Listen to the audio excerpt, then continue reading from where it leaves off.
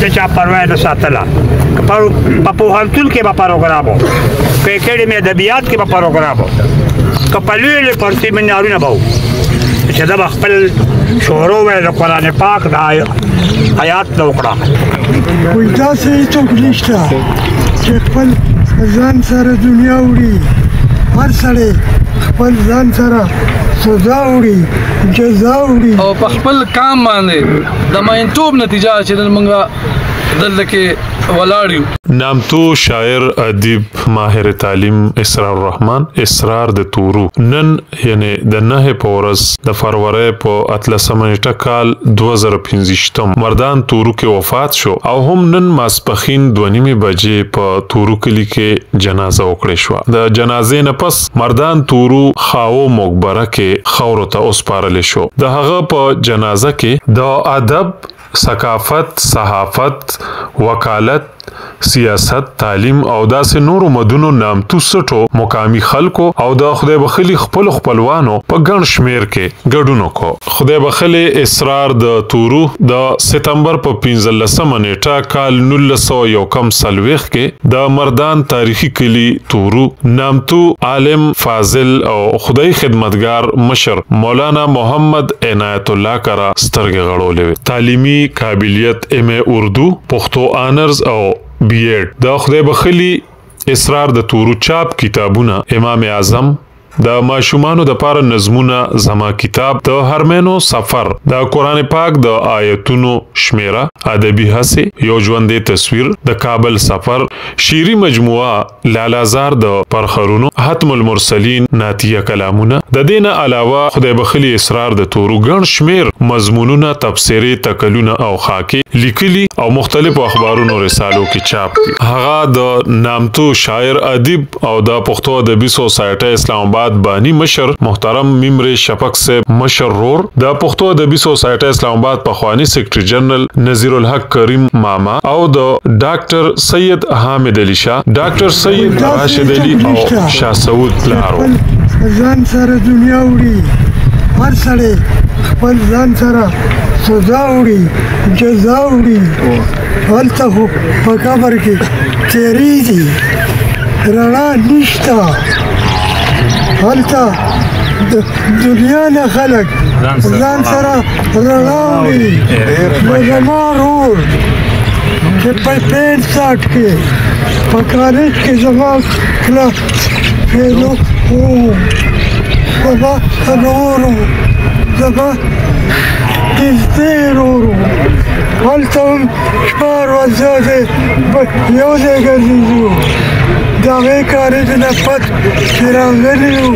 تر اوسه یې ما ته د ورورۍ تعلق دی. زه لوبې کلي کې دې سره د ملګرو زما کلي ته راغلی وم. زه نه وم، دې هلته وخت تېر کړی دی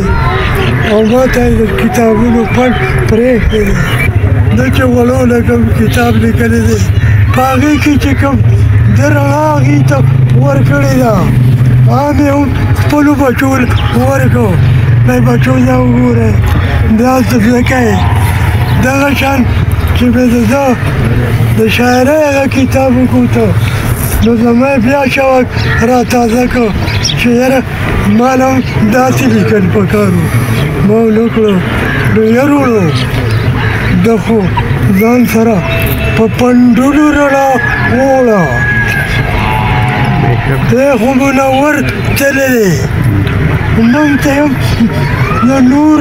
لار پرېښې ده او موږ ته ویلي دي چې په دې لار لاړ شئ. نو ځان سره به د دې ځای نه رڼا ووځئ. نو هلته به هم زموږ دا مرګ چې دی دا به مړ شي، موږ به ژوندي شو. الله دې دله اته واړه جنت ورکړي. او زما یقین دی د ده د کردار په وجه چې الله ظالم نه دی، ډېر رحیم او کریم دی. د دې کوم لوړ کردار ماضي دی دغه د لوی اعلی سیرت خاوند هغې به د شرافت مجسمه د علم لیکان په یې به دا شی ووایم قبر کې ولټوئ خدای کو سلامت به وي د خاورو سره اختیار ده چې به دا ککرې خاورې قرآن عظیم کې وایي پوه شئ دا ژوند څه دی لکوانی ده لږ اولاد دی بیا واده دی بیا بچي دي بیا د مال د کثرت دغه دی مثال یې داسې ورکړی ده چې لکه یو دانه ورته په ځمکه کې وکړې په شاړه کې او هغه دانه بوټې رو تیغ راوباسي بیا هغه تیغ لوی شي هغه لوی شي او هغه بیا ګل وکړي بیا دانه ونکړي یا میوه وکړي بیا څه موده پس هغه بیا چې میوه شي او هغه بیا هغه چې پښتو کې دل شي متاع الغروب هېڅ د چا پروا نه ساتله په پوهنتون کې به پروګرام و په اکیډمي ادبیات کې به پروګرام و که په لوی لوی سیمینارونه به و چې ده به خپل شعرو به د قرآن پاک د آیات نه وکړه دا یې ترجمه به یې وکړله بیا خو د ادب هغه خو بحر و په خپله ادب بحر و په کم باندې د هغې باندې به کومې خبرې کوي خو دا ده چې موږ نن ادبي اعتبار شو شفق صاحب له دې خدای وبار د خضر سره موږ د دې ټول نصیب کړي او زه خاص کر چې کوم د اسلام آباد ته د لرې لرې میلمانه راغلي دي د هغې شکریا ادا کومه چې تاسو نن پښتو پالله تاسو پښتو پالله خو دا هم عزیز ولی مو کړو بل طرف ته هم د ثواب کار مو وکړو د دونه لوی هستي په خپل لاس باندې موږ هدف کړه د موږ دپاره دا سبق دی دا ژوند فاني دی قبیله قبیله ده دواګانې به کوو چې الله تعالی دې سر د خپلو مشرانو هر هډوکې هر ویښته په جنت کې د کار بندیان یې جوړ کړي او دویمه دا چې د خپل خاورې سره او د خپل کام سره ډېره زیاته مینه وه او ډېر لوی اخلاص یې هغه که د نثر په شکل کې او که د نظم په شکل کې او که د شاعرۍ په شکل کې و چې هر څنګه لیک د کړی او هره خبره د دې خولې نه ایستې وه نو ډېره احسنه خبره ښکلې خبرې د خولې نه وچې یو د صالح عمل سره د ایمان سره او د دغه نیکو اعمالو سره الله طرف ته لاړه د الله محبوب شو او نن دا ټول خلک چې یو شان په ده باندې غمجن دی